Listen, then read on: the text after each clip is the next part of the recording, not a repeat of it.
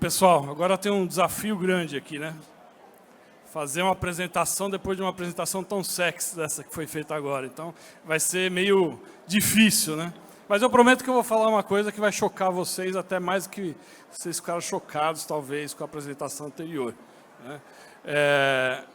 Quem aqui já leu o paper do Satoshi Nakamoto? Opa! Legal.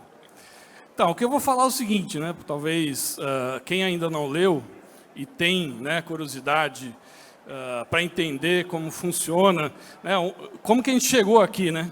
Num evento de blockchain, né, gigante, como que a gente chegou até aqui? Leiam, né, o paper para vocês entenderem e descobrir que não existe a palavra blockchain, né? E blockchain foi uma palavra inventada, né? Por quê? Porque no paper do Satoshi Nakamoto, né, o modo de funcionamento do Bitcoin era as sequências de blocos encadeados, né? Por isso que alguém inventou essa palavra chamada blockchain. Eu achei interessante até a decoração que tem aqui, né, que são vários quadrados, né? Acho que não sei se foi de propósito para dar a ideia de blockchain ou não, mas na verdade esses quadrados aqui não são blockchain, né, porque eles não estão sequenciados e na verdade a gente está falando de uma DLT, né, ou seja, uma Distributed Ledger Technology, que é uma evolução, né, vamos dizer assim, do blockchain lá do Bitcoin lá em 2008. Né? Então, de 2008 para cá, muita coisa aconteceu, né? Foram criados, né, outras soluções, depois veio o Ethereum, né, e depois vieram uma série de DLTs. O R3 Corda, né, ou seja, eu trabalho no R3, acho que poucas pessoas aqui, algumas me conhecem, né, trabalho com blockchain desde 2014, final de 2014. Eu fui um dos fundadores da Blockchain Academy, que hoje está dentro do mercado Bitcoin. Então, eu sempre fui entusiasta sobre educação, acho fundamental, por isso que eu acho muito bacana esse tipo de evento, onde a gente pode trocar informação e conhecer um pouquinho mais sobre, né, que bicho é esse, criptomoeda, o que é o Drex, né, o que é o blockchain. Então, parabéns para o Francisco pela organização, obrigado pelo convite, né? Eu, na verdade, aceitei o convite do Francisco para conversar um pouquinho aqui, me apresentar, né, e falar um pouquinho da R3. Só que ia ficar muito maçante, até porque eu não fiz uma apresentação, né, não estava nem previsto eu fazer essa apresentação hoje. Então, eu não trouxe a apresentação. Então, para não ficar maçante, eu convidei, né, o Marcel do Bradesco, né, e o Sérgio da Sevencom, para falar um pouquinho, né, putz, mas o que é o Corda, né, como que funciona, né? Então, eu vou falar rapidamente e, mais do que eu falar, eles falarem como que eles usaram nossa solução DLT Corda. Então, só para vocês saberem um pouquinho mais, né, a R3 ela nasceu de um consórcio de bancos lá em final de 2015, onde os bancos começaram a se interessar pelo movimento, né, do Bitcoin, de criptomoedas e de blockchain. E aí os bancos formaram um consórcio para que fosse desenvolvido um blockchain específico para o mercado financeiro. Tá? E aí que nasceu o Corda. Né? O Corda é uma tecnologia DLT, né, que ele funciona um pouco diferente, né, de alguns, principalmente os blockchains públicos. Né? Então, ele é um blockchain permissionado, né? Ele é um blockchain que funciona um pouco diferente. Então, vocês viram aqui a apresentação de como funciona o Ethereum, como funciona o Hyperledger Bezo. O blockchain do Corda, né, é um pouco diferente. Por quê? Porque o próprio mercado financeiro exigia, né, um funcionamento diferenciado. Então, enquanto os blockchains públicos, o Ethereum, né, o próprio Bitcoin, ele faz um spread de todas as transações que são efetuadas na rede, no Corda, o banco só tem a visualização daquela transação que ele está fazendo com outro banco. mais ninguém na rede consegue ver essa transação. Por uma questão de confidencialidade, uma questão de sigilo. Então, o blockchain, nossa tecnologia DLT, nossa plataforma, ela funciona em transações peer-to-peer. Qual a vantagem disso para o mercado financeiro? A primeira questão que eu já falei, de confidencialidade, de sigilo, e também você não precisa, todo mundo na rede, ter a cópia daquela transação. Que é um pouco do desafio que a gente está vendo aí no piloto do Banco Central, com o Drex, que foi a plataforma escolhida, foi o Hyperledger Bezo. A gente participou ativamente lá do Lift Lab do Banco Central, tiveram 9 cases que foram selecionados, 5 usavam corda, mas ela, por uma questão técnica, acabou sendo escolhido o Hyperledger Bezo, porque tem um entendimento de usar o EVM, de ser uma plataforma mais aberta. A gente, obviamente, correu atrás, e a gente acabou de lançar, em julho agora, uma versão do Corda Open Source. Então, você pode baixar a versão do Corda lá no site da R3, pode usar sem custo nenhum, e ele está já preparado para rodar em rede, coisa que ele não fazia antes. Então, também tem uma economia muito grande aqui de processamento de dados. Então, mudou bastante coisa. A gente também, mais uma novidade para vocês em relação ao blockchain Corda, é que a gente já desenvolveu um Hyperledger específico, que é o Harmonia, que é o conector que a gente desenvolveu para se conectar com o Hyperledger Bezo, para poder também estar atendendo o mercado financeiro, que vai trabalhar com o Bezo conectado ao Banco Central. Então, a gente está nesse processo de evolução. A gente ainda espera que, de repente, o Banco Central ainda escolha a gente para fazer um teste também. Então, também não tem nada 100%. A gente torce para que dê certo, porque, obviamente, o Drex é uma evolução que vai agitar muito o mercado e vai ser bom para todo mundo. E aí, para não ficar maçante eu falando aqui, eu convidei o Marcel e o Sérgio para falar um pouquinho, praticamente, como que eles usaram o Corda. São duas pessoas até mais técnicas do que eu, e como que eles usaram o Corda para fazer a primeira emissão de um certificado de um CCB, de crédito bancário, em produção com a Bolsa OTC, que é um outro cliente nosso que também usa o Corda. Fora que a gente está usando também, a gente tem outros clientes usando o Corda, mas o Bradesco é o nosso heavy user, vamos dizer assim, aqui no Brasil. Então, Marcel, queria começar aí contigo, perguntando como foi esse desenvolvimento dessa iniciativa, desse projeto.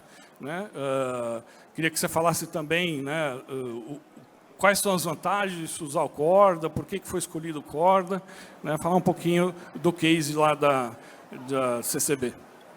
Bom, boa tarde a todos. Meu nome é Marcel, na verdade George Marcel, mas pode me chamar de Marcel. Eu trabalho no Bradesco, lá no departamento chamado InovaBra, que é o nosso departamento mais ligado a essa inovação. E nossa relação com a R3 vem lá desde 2015. Então, nós começamos a estudar Blockchain Distributed Ledger desde 2015 e logo no começo dos nossos estudos nós encontramos a R3 e desde então temos conversado, desde lá do começo o Bradesco começou fazendo parte do consórcio da R3, aí Itaú e B3 também entraram e depois Bradesco, Itaú e B3 também se tornaram sócios e investidores minoritários na B3.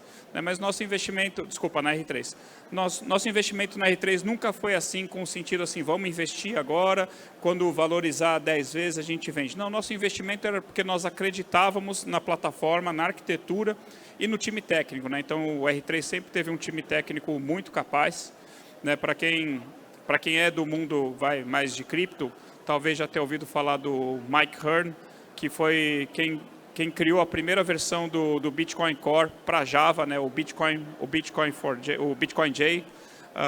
E esse Mike Hearn, que trocou até mensagem com o Satoshi Nakamoto, foi parar dentro da R3, então qualquer semelhança do Corda com o Bitcoin não é mera coincidência, né? Pode até ser estranho para você ouvir falar isso, mas se você olhar como é que funciona a questão de transações dentro do Corda, se você olhar como é que funciona, né, o modelo de UTXO, né, o Unexpanded Transaction Output, como que o Corda faz o controle de prevenção da double spend, você vai ver que tem muita semelhança, então, com o próprio blockchain do Bitcoin. Então, o blockchain do Bitcoin... Por isso que eu dei a dica de lerem, né, o paper do Satoshi Nakamoto. É super instrutivo isso. No blockchain do Bitcoin, você tem encadeamento, né, não só de blocos, mas você tem encadeamento de transações e na forma como os tokens são produzidos. Então, isso tudo está preservado, né, dentro do Corda.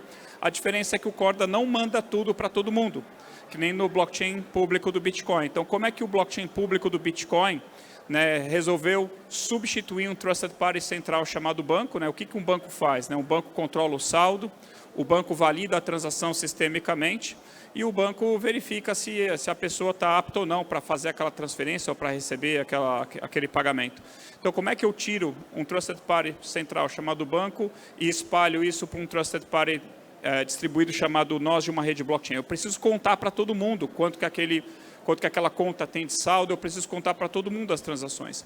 Então, a R3, né, desde o começo, ela olhou para a tecnologia blockchain e falou, isso aqui é muito interessante, isso aqui, né, está sendo utilizado, né, para, entre aspas, desintermediar os bancos, mas pode ser que isso sirva para os próprios bancos. Então, desde o princípio, a R3 sempre tinha um olhar muito voltado para o mercado financeiro, mas olhando para os requisitos não funcionais.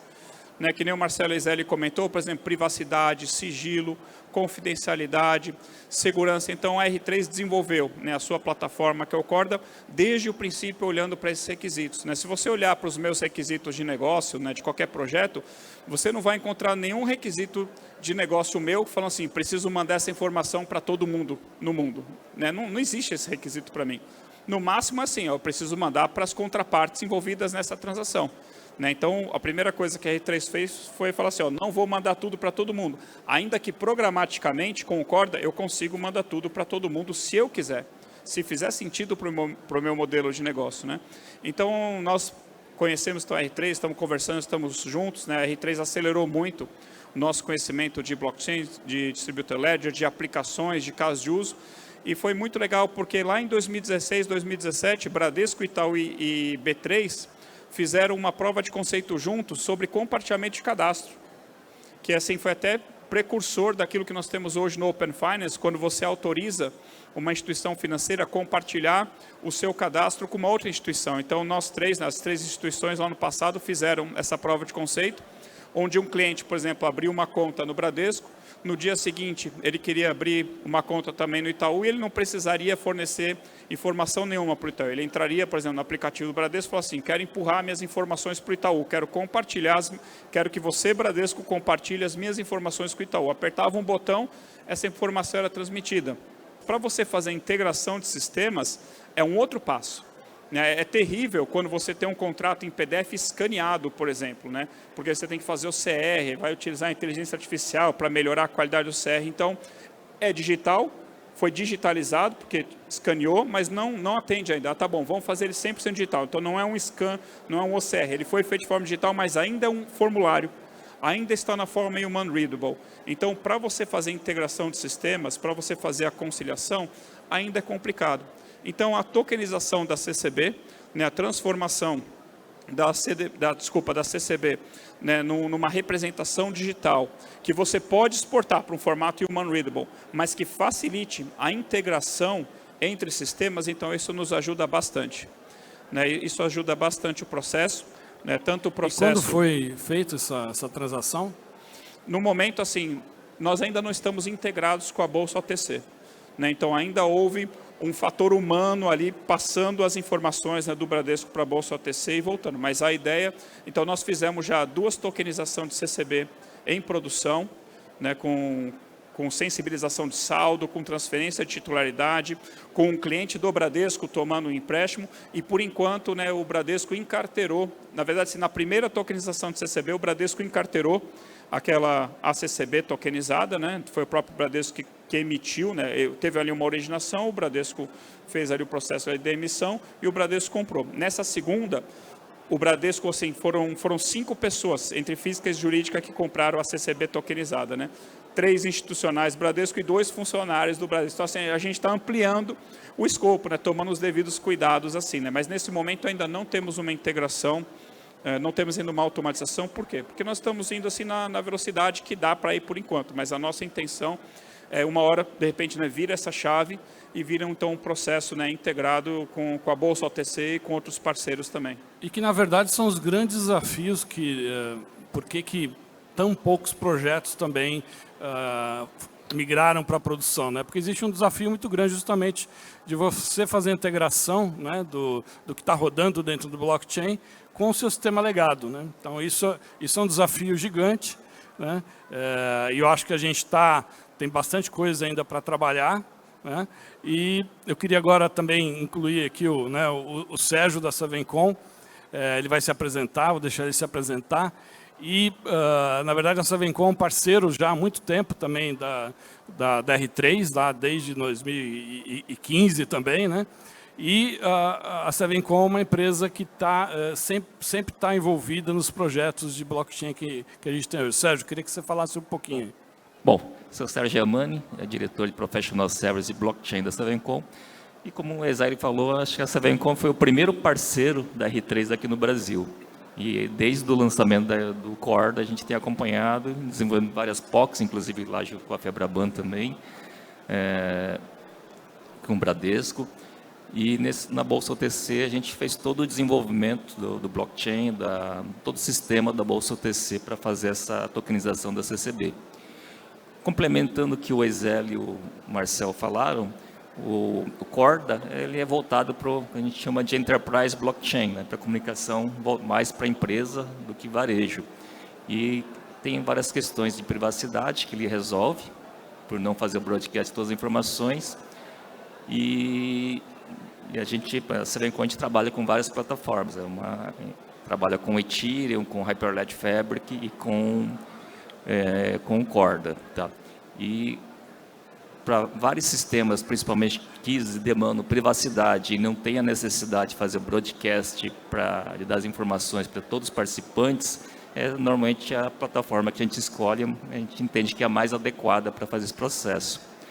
Outra coisa que é muito interessante, que eu considero muito interessante no Corda, é que ele tem um conceito de flow. Então, além de fazer o registro de todas as informações, processo de contrato, você consegue criar tipo um workflow entre empresas diferentes. Então, você tem um workflow que normalmente as empresas usam nos sistemas internos da empresa, mas o Corda tem esse conceito de flow, que você consegue ter vários steps de um contrato, de um estado, com vários atores diferentes, de empresas diferentes. Então, você pode submeter um contrato, por exemplo, o Bradesco submete uma emissão no CCB lá para o Bolsa OTC, quando o sistema estiver integrado, mas pelo próprio flow do Corda, ele pode ter várias interações até fazer a emissão final. Só para complementar, né, o que o Sérgio Yamani está falando, o Corda é sensacional justamente para fazer isso, para fazer um workflow descentralizado, né? Então, por exemplo, você precisa que N partes assinem um contrato, por exemplo, né? Então, uma das instituições, por exemplo, prepara o contrato, assina, manda para outra, que assina, manda para outra que assina, e quando todo mundo assinou, aí vai para o Notary, que também assina e devolve aquele contrato, então, assinado para todas as partes envolvidas, e você atualiza, então, o seu ledger, né? Mas o Corda, ele não faz somente isso, né? Mas ele é muito bom também para isso, né? Então, quando você precisa evoluir, né? É que desde o princípio a visão da R3 era que o Corda fosse utilizado para você evoluir contratos entre instituições financeiras ou entre empresas, né? Não necessariamente pessoas físicas assinando. Você consegue fazer uma solução que utiliza o Corda com pessoas físicas assinando a transação, usuários que nem acontece no Ethereum? Consegue. Você trata na camada de aplicação, assinatura digital do usuário, mas o Corda principalmente serve para instituições assinarem e evoluírem financial agreements, né, contratos entre si ao longo do tempo e sincronizar essa informação. E tanto que vários cases do Corda no mundo têm voltado para soluções de trade finance. Na verdade, você tem um banco assinando, uma corporação assinando a transação, uma seguradora no processo, e tudo isso via meio digital, através de um workflow, com tudo registrado num DLT. Tem um exemplo que gera muito retorno, muita eficiência no mercado, né? Legal, o nosso tempo aqui acabou, mas eu queria agradecer, né? Acho que o depoimento de vocês é super importante para que vocês conheçam um pouquinho mais, né, sobre a R3 e a nossa plataforma, o Corda. Fica o convite, quem quiser conhecer mais, né? Eu vou estar aqui, eu, Marcel, a gente vai estar aqui amanhã também, depois da manhã. A Sevencom está aqui com um stand ali, então quem tiver interesse de também conhecer mais sobre o Corda, né, quem for dev e quiser tirar uma certificação em Corda, me procura, passa uma mensagem para mim, que eu mando lá um cupom para vocês tirarem a certificação em Corda, tá? Quem ficou aqui se deu bem. Valeu, pessoal, obrigado.